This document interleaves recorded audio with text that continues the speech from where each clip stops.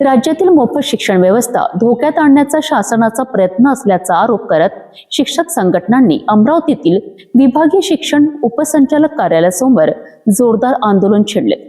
प्रशासन जगाव या घोषणेसह हजारो शिक्षकांनी धरणे आंदोलन करत ऑनलाईन संच मान्यता प्रक्रियेतील कथित त्रुटींविरोधात आवाज उठवलाय। शासनाच्या शिक्षण विरोधी धोरणाचा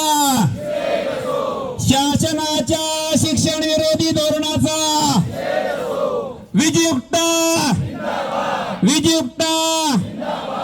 प्रचलित निकषानुसार संच मान्यता अमरावती विभागीय शिक्षण उपसंचालक कार्यालयासमोर शिक्षकांचे प्रशासन जगाव धरणे आंदोलन पार पडलेत। विभागीय कनिष्ठ महाविद्यालयीन शिक्षक संघटनेच्या नेतृत्वाखाली हे आंदोलन करण्यात आलेत। घटनेचे अध्यक्ष डॉक्टर अविनाश बोर्डे यांच्या नेतृत्वाखाली हजारो शिक्षक या आंदोलनात सहभागी झाले होते। आंदोलक शिक्षकांनी आरोप केला आहे की शासनाच्या धोरणांमुळे मोफत शिक्षण व्यवस्थेवर गदा येत असून खासगी आणि सशुल्क शिक्षण व्यवस्थेला प्रोत्साहन दिले जात आहे।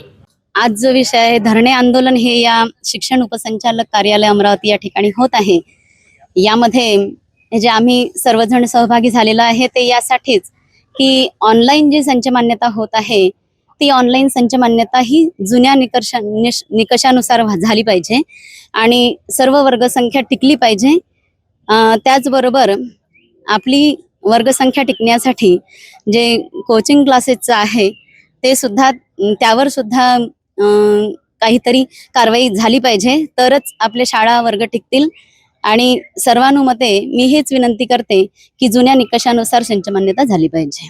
15 मार्च 2024च्या शासन निर्णयानंतर अनेक शाळा आणि कनिष्ठ महाविद्यालयांच्या अस्तित्वावर प्रश्नचिन्ह निर्माण झाल्याचा दावा शिक्षकांनी केलाय। कनिष्ठ महाविद्यालयीन प्राध्यापक बांधवावर ऑनलाईन संच मान्यतेच्या रूपानं जे संकट आलेलं आहे आणि शासनाने ऑनलाईन संच मान्यतेचे जाचक निकष जे कनिष्ठ महाविद्यालयीन प्राध्यापक आणि वर्ग तुकड्यावर लादलेले आहेत त्यांचा मी जाहीरपणे निषेध करतो।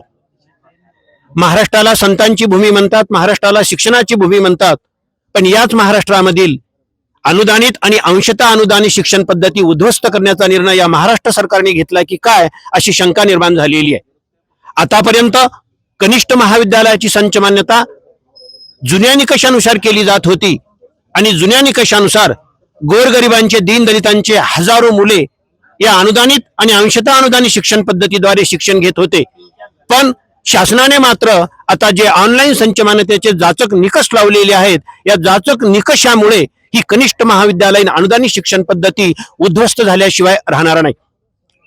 पूर्वी जो 1990चा शासन निर्णय असेल, 1999चा शासन निर्णय असेल आणि 24 फेब्रुवारी 2000चा शासन निर्णय असेल, या शासन निर्णयाद्वारे पिनल कटच्या माध्यमातून खेड्यापाड्यातील वस्त्यांतील ज्युनियर कॉलेज वाचण्याचं काम केलं जात होतं की एखाद्या कनिष्ठ महाविद्यालयाच्या वर्ग तुकडींची संख्या जर 30 पेक्षा कमी असेल आणि त्याच वर्ग तुकडीमध्ये मुलींची संख्या जर 15 असेल तर तो वर्ग अनुदानास पात्र ठरत होता। परंतु या नवीन संच मान्यतेच्या निकषामुळे मात्र मुलींची संख्येची अट शासनानं शिथिल केल्यामुळे खेड्यापाड्यातील गोरगरिबांच्या, शेतकऱ्यांच्या, कष्टकऱ्यांच्या मुली आता शिक्षणापासून वंचित राहणार आहेत आणि ते वर्ग बंद पडणार आहेत।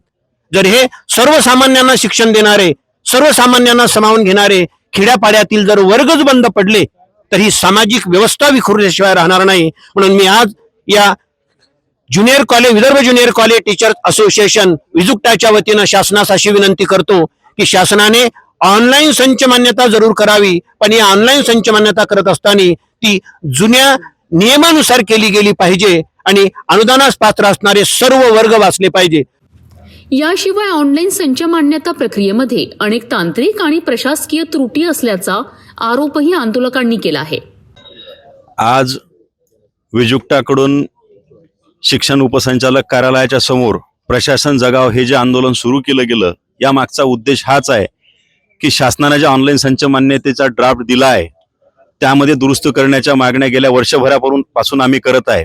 1 तारखेला आंदोलन केलं, त्या आंदोलनाच्या माध्यमातून काही प्रमाणामध्ये ज्या काही दुरुस्त्या आहेत त्या संच मान्यतेमध्ये करून दिल्या, परंतु आमची जी मागणी आहे प्रचलित धोरणानुसार जे काही संच मान्यता होत होत्या त्या अनुषंगानंच त्या संच मान्यता केल्या जाव्या यासाठी परत आम्हाला एका महिन्यामध्ये दुसऱ्या वेळेस जर आंदोलन करावं लागत असेल आणि त्याची दखल जर शासन घेत नसेल तर हे दुर्भाग्य आहे. ग्रामीण आणि आदिवासी भागातील कनिष्ठ महाविद्यालयांवर या धोरणाचा विपरीत परिणाम होण्याची शक्यता व्यक्त करण्यात आली आहे. विद्यार्थी संख्येचे निकष, संयुक्त तुकडीची गणना, विषय जोडणी, शिक्षक संख्या आणि वयोमर्यादा यांसारख्या मुद्द्यांवर शिक्षकांनी आक्षेप नोंदविलेत. या शिक्षण व्यवस्थेच्या विरुद्ध जणू काही षडयंत्र रचलेलं आहे. ग्रामीण भागातील अनुदानित व्यवस्था पूर्णपणे नेस्तनाबूत करण्याची जणू काही या ठिकाणी चढाओढ सुरू आहे. आज प्रचलित नियमानुसार कनिष्ठ महाविद्यालयाची संच मान्यता व्हायला पाहिजे होती. आम्हाला ड्राफ्ट पुण्याच्या सभेमध्ये देतो म्हणून असं शासनानं जाहीर केलं, परंतु ड्राफ्ट दिला नाही. तोंडी स्वरूपामध्ये शिक्षण उपसंचालकांना सूचना देऊन संच मान्यतेला सुरुवात केली. परंतु जी काही संच मान्यता होत आहे त्याच्यामध्ये ट्युटोरियलच्या तासिका, प्रॅक्टिकलच्या तासिका ह्या कमी करण्यात येत आहे आणि त्याच्यामुळे प्राध्यापक मंडळी ही अतिरिक्त होण्याची शक्यता आहे. आमच्या संघटनेच्या अभ्यासानुसार सध्या जे सुरू आहे संच मान्यतेचं काम, त्याला अनुसरून विचार करता या महाराष्ट्रामध्ये 10% प्राध्यापक अतिरिक्त होणार आहे. आता हे अतिरिक्त झालेले जे प्राध्यापक आहेत यांचं समायोजन आपण कुठे करणार?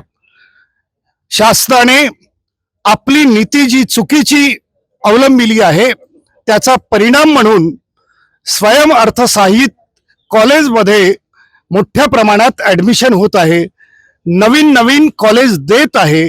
कोणत्याही प्रकारचं धोरण नाही, कोणत्याही प्रकारचा मास्टर प्लॅन नाही. या प्रक्रियेमुळे हजारो शिक्षक अतिरिक्त ठरण्याची भीती निर्माण झाल्याचा दावा संघटनेकडून करण्यात आलाय. आंदोलन दरम्यान शासनाने विद्यमान निकषांनुसार संच मान्यता प्रक्रिया राबवावी आणि ऑनलाईन प्रणालीतील त्रुटी तातडीने दूर कराव्यात अशी मागणी करण्यात आली आहे. शिक्षण क्षेत्राशी संबंधित या महत्त्वाच्या प्रश्नांवर शिक्षकांनी प्रशासनाचे लक्ष वेधण्याचा प्रयत्न केला आहे. आता शासन आणि शिक्षण विभाग या मागण्यांवर काय भूमिका घेतात याकडे शिक्षकांसह विद्यार्थ्यांचे आणि पालकांचेही लक्ष लागले आहे.